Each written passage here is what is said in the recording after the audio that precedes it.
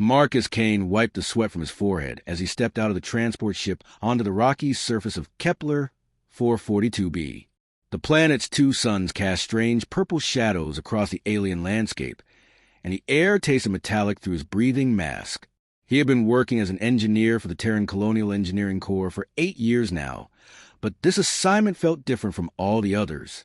The massive structure before him rose from the ground like a mountain made of smooth black metal and crystal. It stretched nearly 2 miles into the sky, its surface covered in patterns that seemed to shift and move when he wasn't looking directly at them.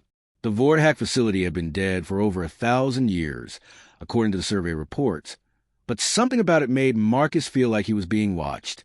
His team leader, Captain Brooks, gathered the survey crew around the transport. There were 12 of them in total, mostly scientists and archaeologists, with a few engineers like Marcus to handle the technical aspects. Their job was simple in theory but complex in practice. Catalog everything they found, take detailed scans, and report back to Earth. The Terran government wanted to know if there was anything useful in the ruins of this dead alien civilization. Marcus adjusted his tool belt and checked his scanner readings. The device was picking up energy signatures from deep inside the structure, which shouldn't have been possible if the facility was truly dead. He mentioned this to Captain Brooks, but the man just shrugged and told him to stick to the mission parameters. They were here to observe and record, not to investigate mysterious energy readings. The entrance to the facility was a perfect circle cut into the black metal wall, easily 30 feet across. There were no doors or barriers, just an opening that led into darkness. The team's lights barely penetrated the shadows as they made their way inside, their footsteps echoing in the vast space. The interior was even more impressive than the outside. The walls were covered in what looked like writing, but the symbols seemed to move and change as Marcus watched them. Crystalline formations jutted out from the ceiling, some of them glowing with a faint blue light that pulsed like a heartbeat. The air inside was surprisingly clean and breathable, though Marcus kept his mask on just to be safe. They spent the first few hours mapping the outer chambers and corridors. The facility was enormous, with passages that branched off in all directions like the veins of some giant creature. Most of the rooms they explored were empty except for strange machinery that none of them could identify. The technology was clearly far beyond anything humans had developed, but all appeared to be shut down and inactive. Marcus found himself drawn to the technical aspects of what they were seeing.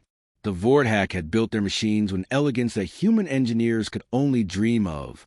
Power conduits ran through the walls like artwork, and control panels were integrated so seamlessly into the architecture that they almost seemed grown rather than built. He took detailed scans of everything, his engineering mind already trying to figure out how it all worked. As the day wore on, the team moved deeper into the facility. They discovered what appeared to be living quarters, workshops, and even what might have been recreational areas. The Vorthack had clearly been a sophisticated species, but there were no signs of what had happened to them. The facility wasn't damaged or destroyed. It was simply empty, as if everyone had just vanished one day. It was late in the afternoon when Marcus made the discovery that would change everything. He had wandered away from the main group to investigate a side passage that his scanner indicated was important. The corridor led to a massive circular chamber at what seemed to be the heart of the facility.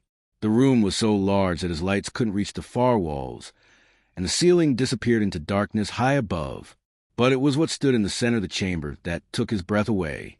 The Guardian was enormous, easily 15 feet tall, and built like some kind of warrior from an ancient legend. Its body was made of the same black metal as the facility walls, but inlaid with veins of crystal that pulsed with a dim inner light. The design was both beautiful and intimidating, with flowing lines that suggested both grace and deadly power. For arms extended from its torso, each ending in hands that looked capable of delicate work or devastating combat.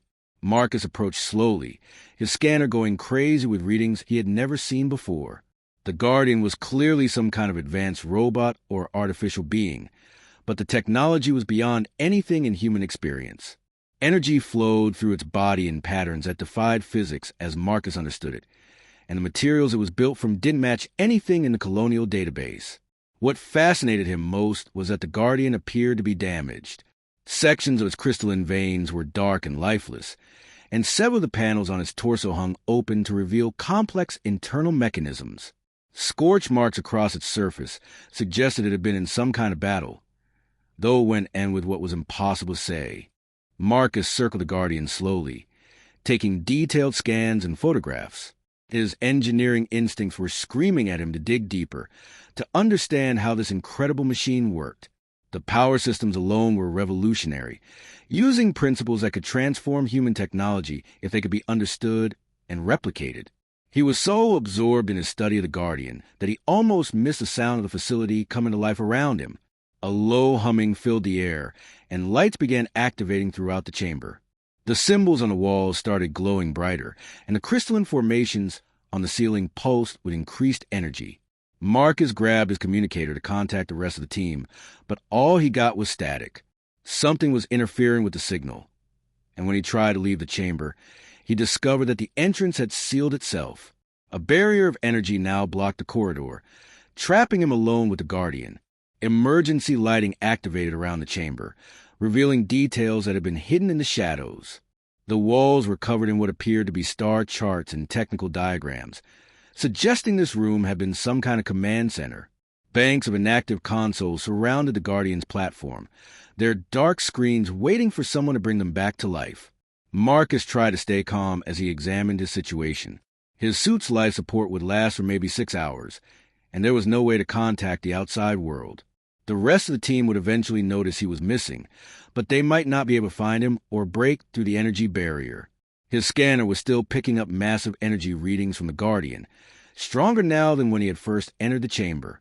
Some of the crystal veins in his body were beginning to glow more brightly, as if the facility's activation was somehow affecting the dormant machine.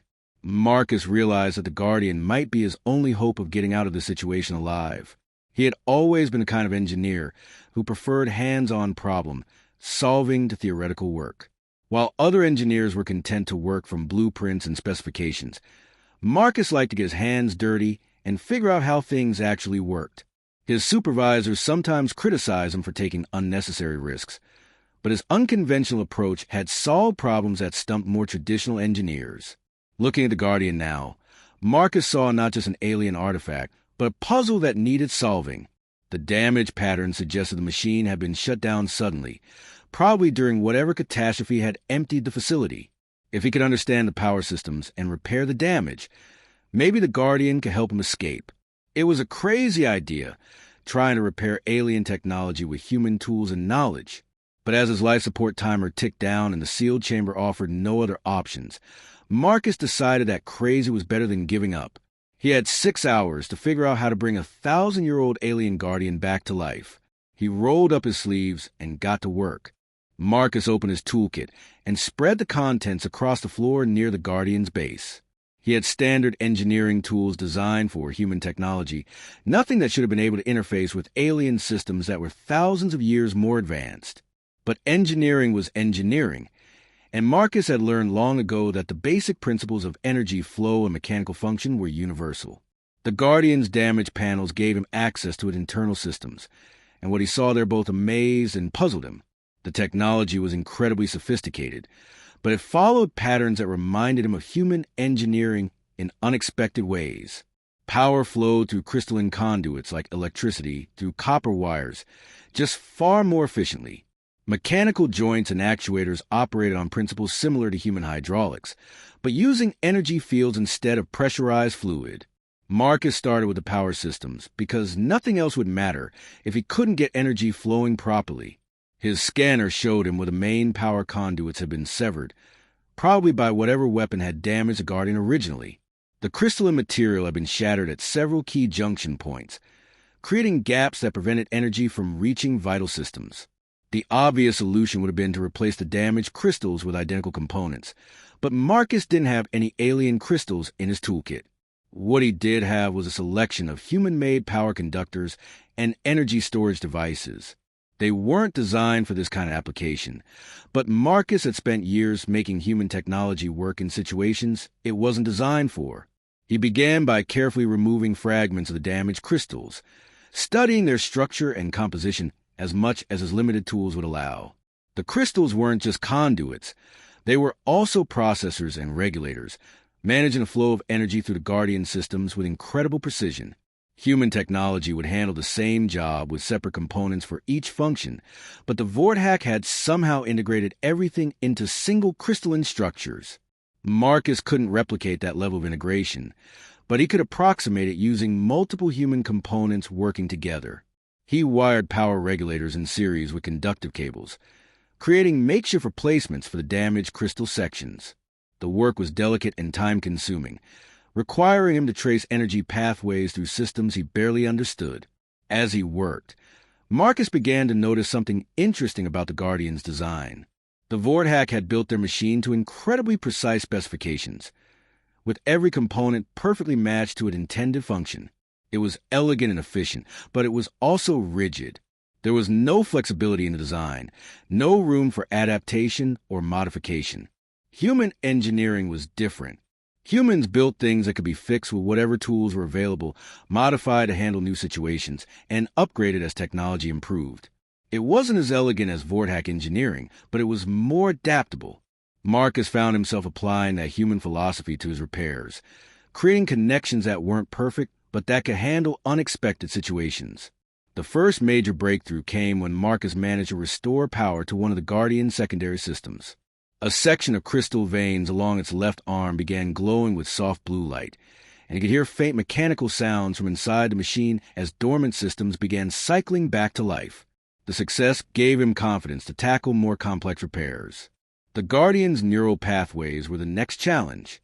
Marcus's scanner showed him a network of incredibly fine crystalline fibers that ran throughout the machine's body, carrying information between different systems like nerves in a living creature. Many of these pathways had been damaged, creating gaps in communication that would prevent the Guardian from functioning properly even if he restored full power. Again, Marcus had to find human solutions to alien problems. He used fiber optic cables from his emergency repair kit, splicing them into the Guardian's neural network wherever he found breaks. The human cables were cruder than the original crystalline fibers, but they could carry information signals effectively enough to bridge the gaps. What Marcus didn't realize was that his human-style repairs were fundamentally changing how the Guardian systems operated. Where the original Vorthack design had rigid pathways for information flow, Marcus's improvised connections created multiple alternate routes. His repairs were introducing redundancy and flexibility that the original designers had never intended. The work was exhausting, both physically and mentally. Marcus had to crawl inside the Guardian's chest cavity to reach some of the damaged systems, working in cramped spaces with tools that weren't designed for the job. His life support timer showed that he had less than 3 hours remaining, but he was making real progress. More and more of the Guardian systems were coming online as he completed each repair. The biggest challenge was the Guardian's main processing core, a massive crystalline structure in the center of its torso that served as both brain and heart for the machine. The core had been cracked almost in half, with entire sections dark and lifeless. Marcus stared at it for long minutes, trying to figure out how to approach a repair that seemed impossible even by his standards.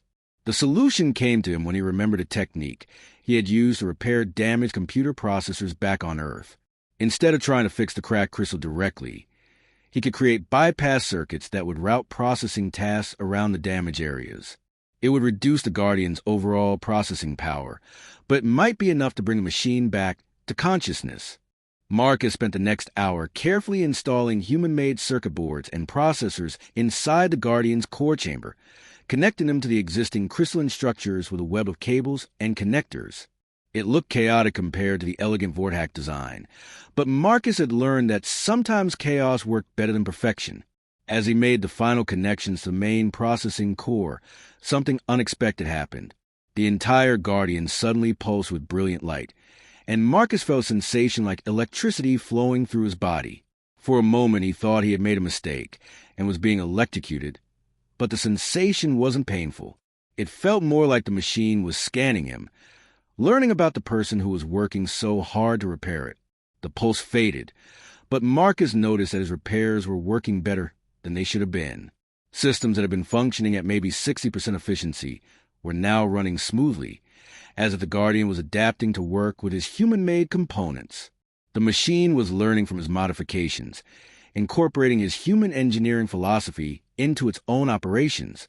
With less than an hour of life support remaining, Marcus made the final connections to restore the Guardian's main power systems. He had bypassed or repaired every critical system he could identify, using a combination of human technology and creative problem-solving that would have horrified a Vorthack engineer. His repairs weren't perfect, but they were functional, and more importantly, they were adaptable. Marcus stepped back from the Guardian and activated his makeshift power grid. Energy flowed to a machine like water through a dam that had just been opened, bringing dead systems back to life throughout the massive form. The crystal veins began glowing brighter, mechanical systems hummed to life, and the Guardian's four arms moved slightly as servo motors received power for the first time in centuries. But the most dramatic change was in the Guardian's head. 2 points of brilliant blue light appeared where eyes might be on a human face, and Marcus realized he was looking at an artificial intelligence that was waking up after 1,000 years of darkness. The machine was alive, aware, and beginning to take notice of its surroundings. Marcus checked his life support one final time. 20 minutes remaining. He had done everything he could with the tools and knowledge available to him. Whether the Guardian would be able to help him escape the sealed chamber remained to be seen, but at least he had given it the chance to try. The massive head turned toward him with smooth, precise movements, and those brilliant blue eyes focused on Marcus with unmistakable intelligence. When the Guardian spoke, its voice was like distant thunder, deep and resonant in a way that seemed to come from the walls themselves rather than the machine. The first word it said was a question that would change everything. "Who are you, and what have you done to me?" Marcus took a step back as the Guardian's massive form rose to its full height, servos and actuators moving with fluid grace despite having been dormant for over 1,000 years. The blue light from its eyes swept across the chamber, taking in every detail of its surroundings before focusing once again on the small human who stood before it. "My name is Marcus Kane," he said, surprised by how steady his voice sounded despite the circumstances. "I'm an engineer from Earth, and I repaired your damaged systems because we're both trapped in this chamber." The Guardian tilted its head slightly, a gesture that seemed almost human despite its alien origins. "Engineer," it repeated, and Marcus could hear something like curiosity in that thunderous voice. "I am Keeper Voss, guardian of the Vorthack Knowledge Vaults. You say you repaired me, but that should not be possible. My systems were designed by the greatest minds of my civilization, using principles that took millennia to develop." Marcus gestured toward his scattered tools and the improvised components he had installed throughout the Guardian's body. "I used what I had available," he said simply. "Your original components were damaged beyond repair, so I substituted human technology where I could and created workarounds where I couldn't." Voss moved closer, and Marcus had to crane his neck to look up at the towering machine. Despite its size and obvious power, the Guardian's movements were careful and controlled, as if it was being deliberate about not frightening the small human. "Show me what you have done," Voss said. For the next several minutes, Marcus walked the Guardian through each repair he had made, explaining his reasoning and methodology. He pointed out where he had used human power regulators to replace damaged crystals, how he had bridged broken neural pathways with fiber optic cables, and the way he had created bypass circuits around the cracked processing core. Voss listened intently, occasionally asking questions that revealed a deep understanding of both engineering principles and the specific systems Marcus had modified. But as the explanation continued, Marcus began to notice something strange in the Guardian's responses. There was surprise there, and what might have been amazement, as if Voss was discovering something it had never expected to encounter. "Your methods are inefficient," Voss said finally, but there was no criticism in the statement, only observation. "A Vorthack engineer would have considered many of your solutions to be crude approximations at best." Marcus shrugged. "Crude, maybe, but they work. Sometimes the best solution isn't the most elegant one. It's the one that gets the job done with whatever resources you have available." "Yes," Voss said slowly, and the blue light in its eyes seemed to pulse with thought. "They work, but they do more than simply work. Your repairs have introduced capabilities that were not part of my original design." The Guardian moved to one of the inactive consoles surrounding its platform and placed a massive hand on the control surface. Immediately, holographic displays sprang to life, showing complex readouts and diagnostic information that Marcus couldn't begin to understand. But he could see that many of the displays showed green indicators where there had presumably been red ones before. My processing efficiency has decreased by approximately 12% due to the bypass circuits you installed around my damaged core, Voss explained.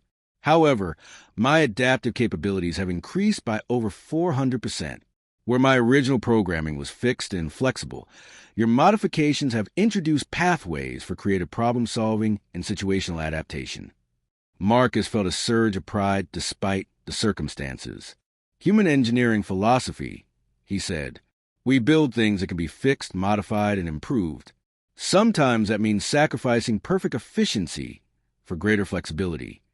The Vort hack never understood this principle, Voss said, and there was something like sadness in its voice. We pursue perfection in all things, creating systems that function flawlessly within their intended parameters but could not adapt when those parameters changed. It was ultimately our downfall.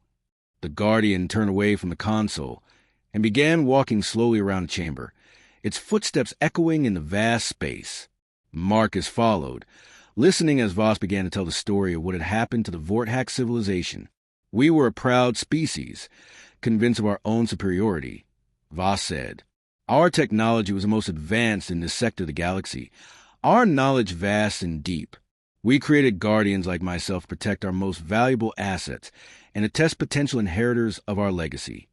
What kind of tests? Marcus asked. The test was embedded in my very existence, Voss explained. Any being who could successfully repair and reactivate a guardian would demonstrate the technical knowledge, problem-solving ability, and worthiness of character necessary to inherit Vort hack technology. For over 1,000 years, no one succeeded. Marcus felt a chill that had nothing to do with the chamber's temperature. Are you saying that by repairing you, I've somehow passed your test? More than passed it, Voss said, stopping to look down at Marcus with those brilliant blue eyes. You have achieved something that I was not designed to expect. The Vort hack assumed that anyone capable of repairing a guardian would use Vort hack methods and technology. Your approach is completely outside the parameters of the original test. The guardian moved to another console and activated additional displays. Marcus saw what appeared to be star charts and technical schematics, but also something that looked like psychological profiles and evaluation criteria. The test was designed to identify beings who possessed a rigid perfectionism that my creators valued. Voss continued. But your success proves that there are other paths to advanced capability, paths the Vort hack never considered. What does that mean for me? Marcus asked, though he was beginning to suspect he knew the answer. It means that you have demonstrated qualities that exceed what the original test was designed to measure. Voss said, your willingness to attempt an impossible repair, your creative use of available resources, and your success in improving upon Vort hack design through human methodology have earned you something that was never intended to exist. Voss activated one final display, and Marcus saw what appeared to be a three-dimensional map of the entire facility. Vast sections that had been dark and inactive were now glowing with power, systems coming online throughout the massive structure. As keeper of the knowledge vaults, I am authorized to offer the inheritance of Vort hack technology to any being who proves worthy through the Guardian test. But you have done more than prove worthy by our standards. You have proven that our standards themselves were incomplete. The implications of what Voss was saying began to sink in. Marcus was being offered access to technology that was thousands of years ahead of human development, knowledge that could advance his entire species beyond anything they had ever imagined. But there was something in the Guardian's manner that suggested this offer came with significant responsibilities.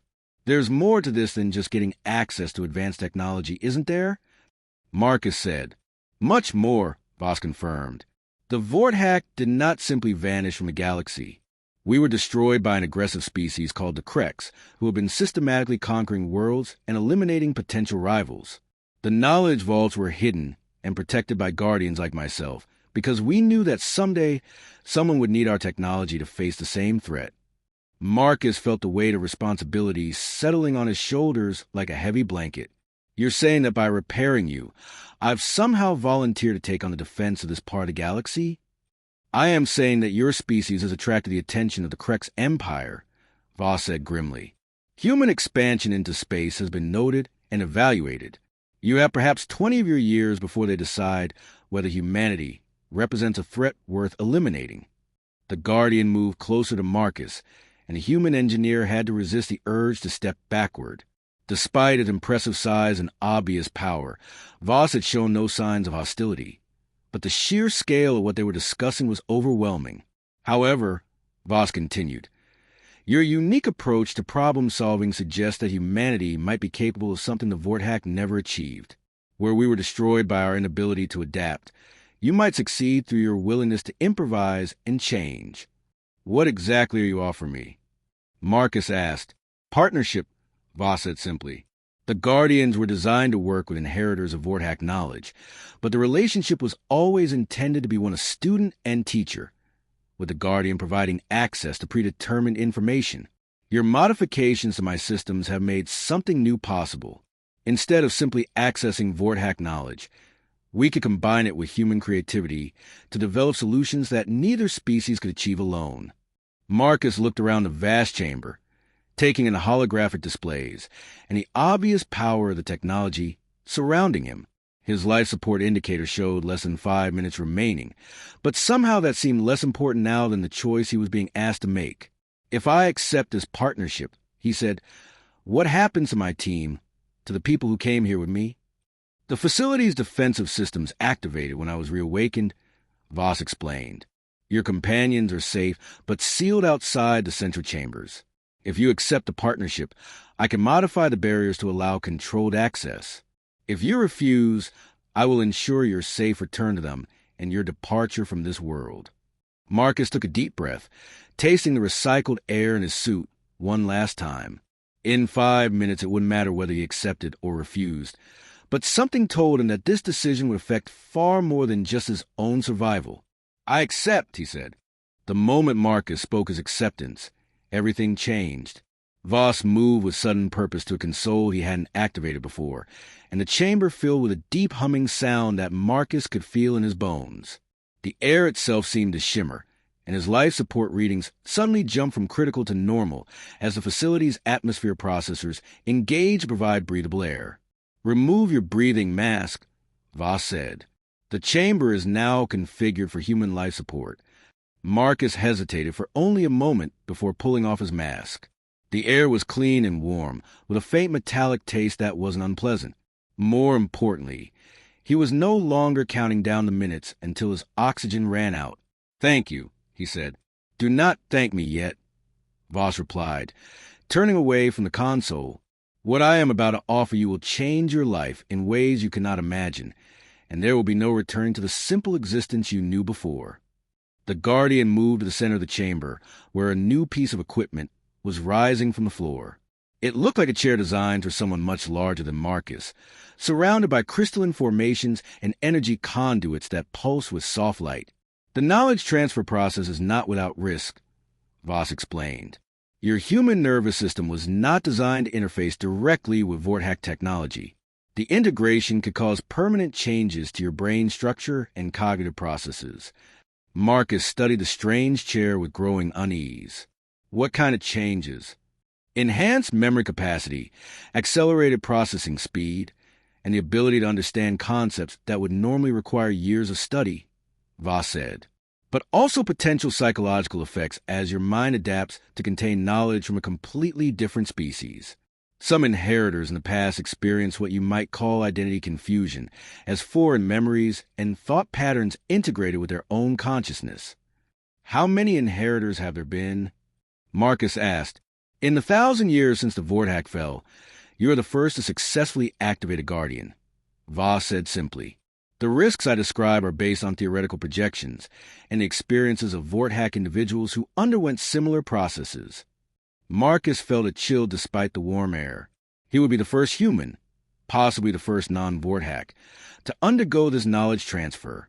There was no way to predict what it might do to him, but the alternative was to walk away from technology that could save his entire species from the approaching Krex threat. Tell me about the Krex, Marcus said, stalling for time while he considered his options. What makes them so dangerous that an entire advanced civilization couldn't stand against them? Voss activated another display, showing what appear to be star charts marked with the locations of dead worlds. The Kreks are not technologically superior to the Vorthak, the Guardian explained. Their advantage lies in their approach to warfare and conquest. Where the Vorthak value precision and efficiency, the Kreks employ overwhelming force and complete ruthlessness. The display zoomed in on individual systems, showing Marcus the remains of what had once been thriving civilizations. Planets stripped of resources, space habitats reduced to debris fields, entire species extinct. They do not seek to rule the worlds they conquer, Voss continued. They consume them completely, harvesting all use of materials and eliminating any potential future resistance. But surely the Vorthak had superior weapons and defenses? Marcus asked. We did, Voss said, and there was pain in that mechanical voice. Our ships were faster, our shields stronger, our weapons more precise. In any fair engagement, Vorthak forces were superior to Kreks fleets. But the Kreks do not fight fair engagements. The display changed to show tactical analyses of Kreks battle strategies.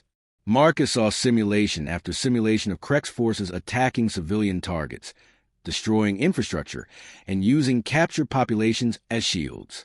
They learned that the Vorthak commitment to minimizing collateral damage was a weakness they could exploit, Voss explained. Every time our forces hesitated to fire on a target because innocent lives were at risk, the Kreks gained an advantage. Marcus studied the tactical data with growing horror. The Kreks weren't just conquerors. They were genocidal monsters who used their enemies' compassion against them. How long do you think humanity has before they come for us? Your species has been expanding aggressively into space for the past 50 of your years, Voss said. This expansion has created what the Kreks consider an unacceptable power vacuum in this region of the galaxy. Their advanced scouts have already begun mapping human colonies and assessing your military capabilities. And what's their assessment? That humanity is technologically inferior but shows dangerous potential for rapid advancement, Voss said grimly. The Kreks have learned that it is better to eliminate potential threats before they become actual ones. Based on their historical patterns, I estimate they will launch their offensive within the next 2 decades. Marcus felt the weight of responsibility settling on him like a physical burden. 20 years seemed like a long time, but he knew it would pass quickly when measured against the scale of what needed to be accomplished. Humanity would need to advance centuries' worth of technology development in just 2 decades, and even then they would be facing an enemy that had already destroyed civilizations more advanced than the Vorthak. What kind of knowledge are we talking about? Marcus asked, gesturing toward the intimidating chair. What exactly would I be getting access to?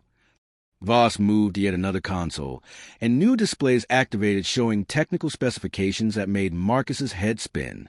Energy generation systems that surpass your fusion technology by several orders of magnitude. The Guardian began. Faster-than-light travel methods that do not require the massive infrastructure your current jump drives need. Materials science that would allow you to build ships and habitats from substances stronger than anything in your current knowledge. The displays continued cycling through technologies that seemed almost magical to Marcus's human perspective. Defensive systems capable of protecting entire planets from orbital bombardment. Weapons that could disable enemy ships without destroying them, preserving the lives of any captives aboard. Medical technologies that could extend human lifespan by centuries while maintaining peak physical and mental condition. It sounds too good to be true, Marcus said. The knowledge exists and it works, Voss assured him. But knowledge alone is not enough. The Vorthak had all of these technologies and more, yet we still fell to Kreks. Superior technology means nothing without the wisdom to use it effectively and the willingness to make hard choices when necessary. Marcus walked closer to the chair, studying its alien design and the energy patterns flowing through its crystalline components. What makes you think humans would do better than the Vorthak? Your repair of my systems has shown me something the Vorthak never possessed, Voss said. Adaptability. When faced with a problem that had no perfect solution, you created an imperfect solution that worked better than the original design. The Vorthak were incapable of such thinking.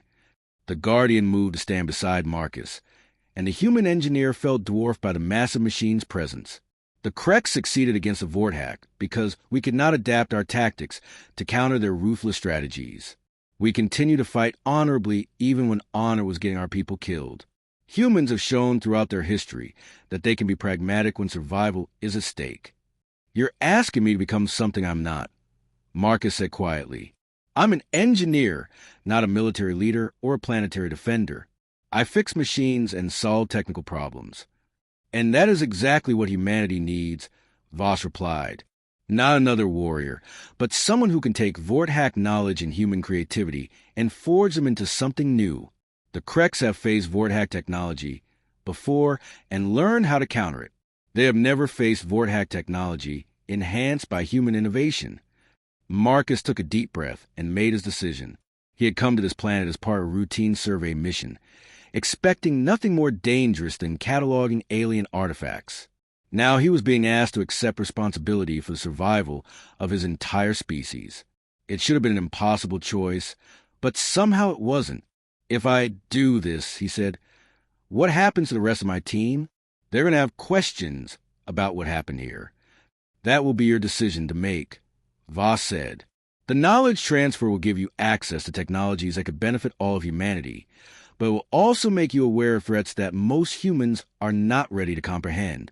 You will need to decide how much to reveal and to whom. Marcus nodded and walked a chair. It was larger than he had expected, clearly designed for the taller Vorthack physiology, but it adjusted itself to his human proportions as he approached. How long will the process take? Several hours for the initial transfer, Voss said, but the full integration of the knowledge will take days or even weeks as your mind adapts to contain information it was not designed to hold. During this time, you may experience disorientation, memory confusion, and difficulty distinguishing between your own thoughts and the foreign knowledge being integrated. Will I still be me when it's over? Voss was quiet for a long moment before answering. You will be yourself, but you will also be more than yourself. The Marcus Kane who sits in that chair will emerge with the accumulated knowledge of an entire civilization, but your human perspective and creativity will remain intact. In many ways, you'll become something that has never existed before. Marcus settled into the chair and felt the crystalline formations moving to make contact with his head and spine. The energy fields were warm against his skin, and he could feel something like electricity beginning to flow through his nervous system. I'm ready, he said. Remember, Voss said as the process began, knowledge without wisdom is dangerous, and wisdom without courage is useless. You will emerge from this process with the knowledge to save your species, but the wisdom and courage to use it properly must come from within yourself. The last thing Marcus saw before the knowledge transfer overwhelmed his consciousness was the Guardian's blue eyes watching him with what might have been hope. Marcus woke up slowly, his mind feeling like it had been filled with far more information than it was designed to hold. He was still in the chair, but the energy field had faded and the crystalline formations had withdrawn from contact with his body. When he tried to stand, his legs were unsteady, and his vision took several moments to focus properly. The process is complete, Voss said, moving to steady Marcus with one massive hand. How do you feel? Marcus paused to consider the question, and was amazed to discover that he could analyze his own condition with a precision that had never been possible before. He could sense the electrical activity in his brain, monitor his heart rate and blood pressure, and even detect minute changes in his body chemistry. Different, he said finally. Like my mind has been expanded to hold things it was never meant to contain. That sensation will fade as your consciousness adapts to the new neural pathways, Voss assured him. Can you access the knowledge that was transferred? Marcus closed his eyes and reached into his memory, searching for information that hadn't been there an hour before. Immediately, his mind was flooded with technical specifications, scientific principles, and engineering concepts that would have taken a lifetime to learn through normal study.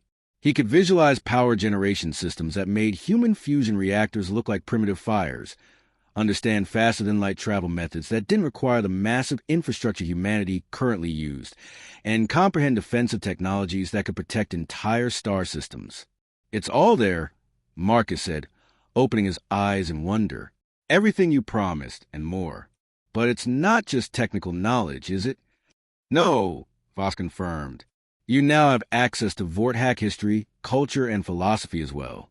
This knowledge will help you understand not just how our technologies work, but why they were developed and how they can be improved.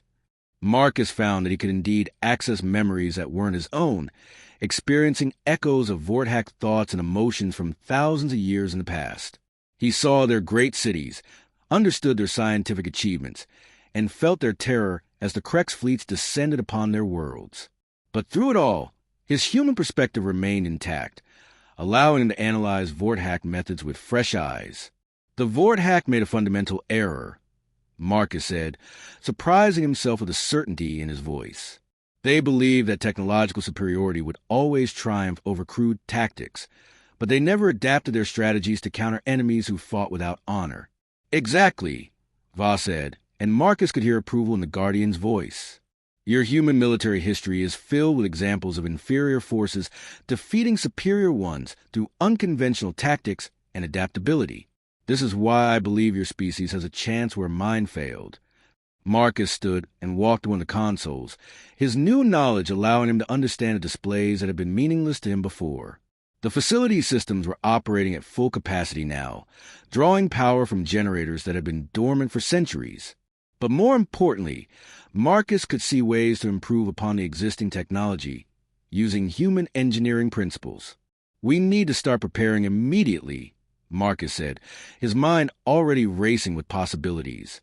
20 years seems like a long time, but it will pass quickly when we're trying to advance an entire civilization's technology base. Agreed, Voss said. But first, we must deal with the companions who are waiting outside the sealed chambers. They will have questions about what happened here, and your answers will determine how humanity responds to the knowledge you now possess. Marcus nodded, realizing that this would be the first test of his new responsibilities. His team had come here expecting a routine archaeological survey, not a revelation that would change the course of human history. How much should he tell them? How much were they ready to hear? Can a facility's defensive systems be modified to allow controlled access? Marcus asked, with your new knowledge and my processing capabilities working together, we can create access protocols that will allow your people entry while maintaining security, Voss said. But first, let me show you something that will help you understand the scope of what we're dealing with. The Guardian activated a new set of displays, and Marcus found himself looking at real-time sensor data from the facility's long-range detection systems. The display showed the positions of every human ship within 100 light-years, tracking their movements and analyzing their capabilities. But they also showed something else that made Marcus's blood run cold. 3 ships of unknown design were moving to the outer edges of human space, following flight patterns that suggested they were conducting systematic reconnaissance of human colonies and military installations. The ships were too far away for detailed scans, but their hull configurations and energy signatures matched Vorthak records of Krex scout vessels. They're already here, Marcus said quietly. Scout ships only, Voss clarified. Their mission is to gather intelligence and assess human capabilities before the main fleet arrives. But their presence confirms that we have less time than originally estimated. Marcus studied the tracking data with growing urgency. The Krex scouts were being careful to avoid direct contact with human forces, but they were clearly mapping human defenses and identifying strategic targets. How long before they report back to their command? Krex reconnaissance missions typically last between 6 months and 2 years, Voss said. Once they complete their assessment, it will take additional time for the main battle fleet to be assembled and deployed, but we may have as little as 5 years before the invasion begins. The timeline had just compressed dramatically, and Marcus felt the weight of responsibility pressing down on him even more heavily. 5 years to prepare humanity for a threat that had destroyed the most advanced civilization in the galaxy. It seemed impossible, but Marcus had learned that impossible was just another engineering challenge waiting for the right solution. We'll need to be selective about which technologies we introduce first, Marcus said, his enhanced mind already beginning to formulate plans. Start with defensive systems and faster-than-light communications to give us better early warning capabilities. Then work on weapons and ship designs that can counter Krex tactics. Your human approach is already evident, Voss observed. A Vorthak inheritor would have begun with the most advanced technologies, seeking perfection from the start. You prioritize practical solutions that address immediate needs. Marcus moved to another console and began accessing the facility's manufacturing capabilities. To his amazement, he discovered that the Vorthack had built automated systems capable of producing almost anything their technology could design. With the right modifications, these systems could begin producing advanced components that human engineers could integrate into existing designs. We can't just hand humanity fully formed alien technology, Marcus realized. That would create more problems than it solves. But we can give them pieces they can understand and build upon, letting them adapt the technology to human methods and thinking. An elegant solution, Voss agreed. The gradual integration of advanced concepts will allow your species to maintain their innovative spirit while gaining the tools they need for survival. Marcus spent the next hour working with Voss to modify the facility's access controls, creating security protocols that would allow his team entry while preventing unauthorized access to the most sensitive areas.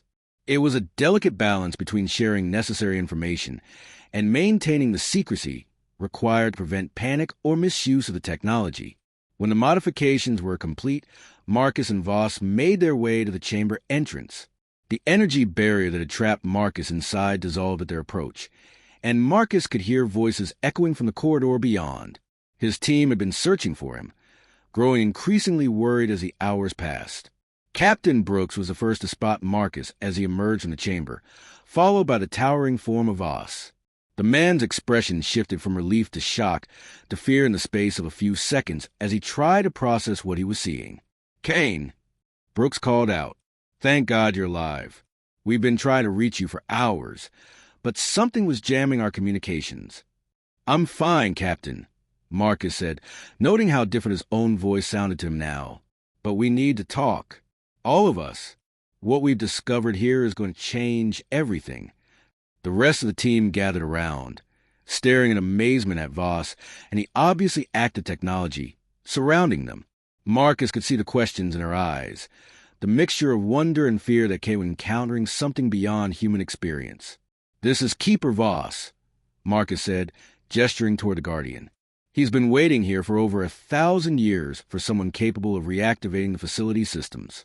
What we found isn't just archaeological artifacts. It's a fully functional repository of advanced technology, and it comes with a warning that humanity needs to hear." Captain Brooks looked from Marcus to Voss and back again. What kind of warning? Marcus took a deep breath, knowing that his next words would begin the process of preparing humanity for the greatest challenge in its history. There's an aggressive alien species called the Orcs that has been systematically destroying civilizations throughout this part of the galaxy. They've already sent scouts to assess human capabilities, and based on their historical patterns, we have maybe 5 years before they decide whether to invade or leave us alone. The silence that followed was broken only by the hum of the facility systems and the distant sound of Voss's mechanical breathing. Marcus could see his teammates struggling to process the implications of what he had told them. "But we're not helpless," Marcus continued. "The technology in this facility gives us a chance to defend ourselves, maybe even become strong enough that the Kreks would decide we're not worth the cost of conquering. That's what we're going to do, starting right now." Captain Brooks straightened his shoulders, and Marcus could see the man's military training taking over as he began to grasp the scope of the situation. "What do you need from us, Kane?" "Help me figure out how to save our species," Marcus said simply. "Because that's exactly what we're going to do.